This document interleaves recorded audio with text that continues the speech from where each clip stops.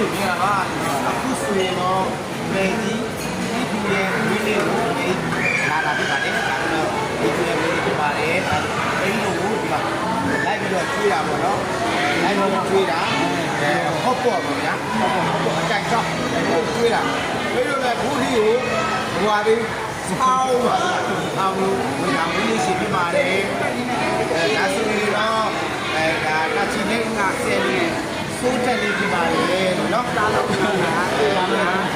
တားလို့တော့ရောက်ပါတယ်လိမ့်စာပြောလိုက်တားလို့တော့ရောက်ပါနော်ဒါချီနေကိုကိုရဟောတယ်ရှိမှာပါနော်ဒါချီနေကိုကိုရဟောတယ်ရှိဆိုရင်ရပြီနော်စိုးတက်လေးဆိုရင်ပုံကြည့်ပါတယ်နော်အပြင်ရောက်ပါတယ်နော်တားလို့ပြရပါတယ်သူကလည်းပြောင်းပါတယ်ဟောပါလိမ့်စာလေးပေါ့နော်ဒါကျွန်တော်ဘောဒီတီဗီကဘာရောက်လဲဆိုတော့မြန်မာထမင်းဟင်းကိုရှယ်ကုန်းကုန်းလေးရောက်တာဒါနဲ့သိလာမယ်မြန်မာထမင်းဆိုင်မှာ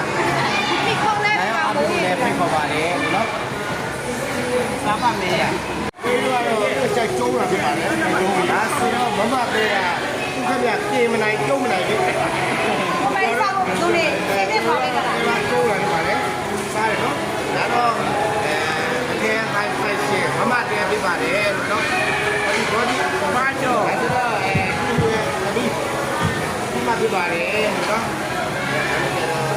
ရုပ်ရှင်တဲ့ဗီဒီယိုဥစားဒီက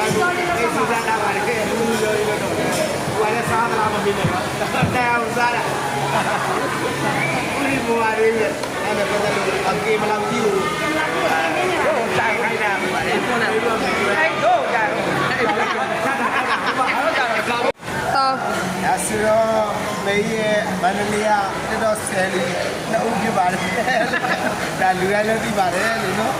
စိုက်ကိုရီတစ်ချက်ရှိရောအဲ့ဒါဘယ်ဒါဒါတော့ခေါင်းကနေခြေဆုံးတင်တာတော့မမက်တူရဲ့သမီးကျမတို့ရဲ့ချောင်းလေးဖြစ်ပါတယ်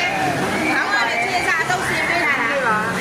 ဒါမေလေးနဲ့ဒီနေ့ကျမဆန်းလာပါလေရှင်ဒီနေ့ဒီဖြစ်ပါတယ်လို့လူမလို့ဒါလည်းကျတော့ဒီလိုနဲ့တော့ရချင်လို့ဒီကတော့မားတယ်ဒါလေးဘူးမားတယ်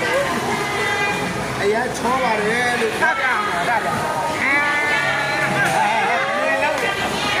အဘန်းခံရတယ်နော်ဒီတော့ဘန်းတယ်အားလုံးပြောပါတယ်ဗျာဒီနေ့ဒီ